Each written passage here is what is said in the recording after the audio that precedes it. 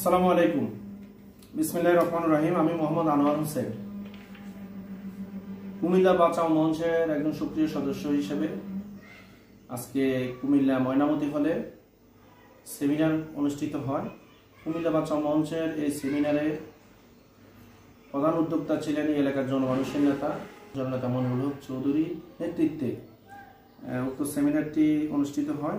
এই সেমিনারে প্রধান অতিথি হিসেবে আমন্ত্রিত ছিলেন সুজনের সম্পাদক এবং বাংলাদেশের তত্ত্বাবধায়ক সরকারের আন্ডারে নির্বাচন প্রক্রিয়া সংস্কার কমিটির সম্মানিত সভাপতি জনাব Badiul Alam Majumdar sir. Doctor Badiul Alam Majumdar sir উক্ত সেমিনারে উপস্থিত হয়ে আমাদেরকে ধন্য করেছেন। কুমিল্লার কিছু গুরুত্বপূর্ণ সমস্যা নিয়ে আজকে এখানে আলোচনা হয়েছে, যে সমস্যাগুলোর কারণে কুমিল্লা মরার পথে। আমরা কুমিল্লা বাঁচাও মঞ্চের উদ্যোগে সমস্যাগুলো চিহ্নিত করে ওনাদের কাছে উপস্থাপন করেছেন জননেতা মনিরুল হক চৌধুরী এবং উক্ত সেমিনারে এই বিষয়গুলো আলোচনা হয়েছে। মনিরুল হক চৌধুরী এবং ডক্টর বদিউল আলম মজুমদার স্যার এগুলো বিস্তারিত কথা বলেছে, আপনারা দেখবেন। সে মেইন পটভূমিটা ছিল কুমিল্লা একটা মেগা সিটি তৈরি করা, অর্থাৎ ময়নামতিতে কুমিল্লা একটা মেগা সিটি করা। কুমিল্লা পদুয়ার বাজার বিশ্ব রোড ওভারপাস যেটা হয়েছে এটার মধ্যে অ্যাক্সিডেন্ট, এটা আন্ডারপাস তৈরি করা। কুমিল্লার ব্রিগেডের বর্জ্য নিষ্কাশনের কারণে কুমিল্লার দক্ষিণ জেলার 55টি গ্রাম বিষাক্ত বর্জ্যে নিমজ্জিত হয়ে যাচ্ছে, এটা থেকে উদ্ধার করা। এবং Dhaka Comilla Laksam high speed rail line তৈরি করা থেকে শুরু করে কুমিল্লা নয় নির্বাচনী এলাকা পুনর্বহাল করা। এই সমস্ত দাবি নিয়ে কুমিল্লা ইউনিভার্সিটিকে আরও আধুনিকায়ন করা এবং কুমিল্লা ময়নামতি উপজেলা যেন উপজেলা যেন গঠন করা হয়, এই সমস্ত দাবি নিয়ে কুমিল্লা বাঁচাও মঞ্চের সেমিনারে বক্তব্য রাখেন ডক্টর বদিউল আলম স্যার এবং জননেতা মনিরুল হক চৌধুরী। আপনারা ওনার ক্লিপ দেখতে পাবেন। সবচেয়ে গুরুত্বপূর্ণ মানুষের উন্নয়ন, মানুষের অবস্থানের উন্নয়ন।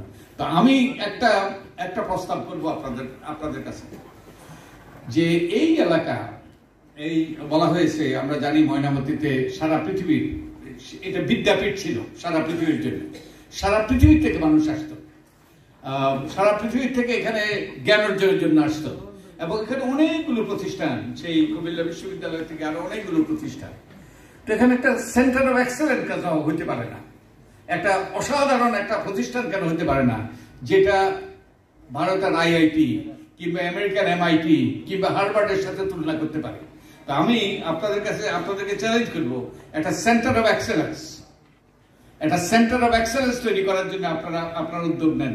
এটা অনন্য শিক্ষা প্রতিষ্ঠান। দেখেন, চিন্তা করে দেখেন, মার্কিন যুক্তরাষ্ট্রে সবচেয়ে ধনী দেশ পৃথিবীর, সেখানে যতগুলো টেকনোলজি কোম্পানি আছে, এই যে কি আমরা যে কম্পিউটার ব্যবহার করি, মাইক্রোসফট, অ্যাপল, এই সব বিরাট বিরাট কোম্পানি, এগুলোর কারা নেতৃত্ব দিচ্ছে জানেন?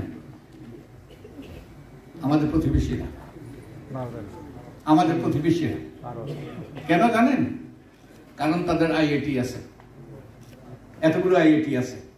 ওই আইআইটি থেকে পড়াশোনা করে গিয়ে তারা সেখানে সেই শ্বেতাঙ্গদেরকে পরাভূত করে তারা এইসব প্রতিষ্ঠানের প্রধান হতে পেরেছে। আমরা এইরকম একটা প্রতিষ্ঠান গড়ে তুলি। এটা আমার এই যে আমাদের জামাল নজরুল ইসলাম, আপনারা বোধহয় জানেন, নাম শুনেছেন।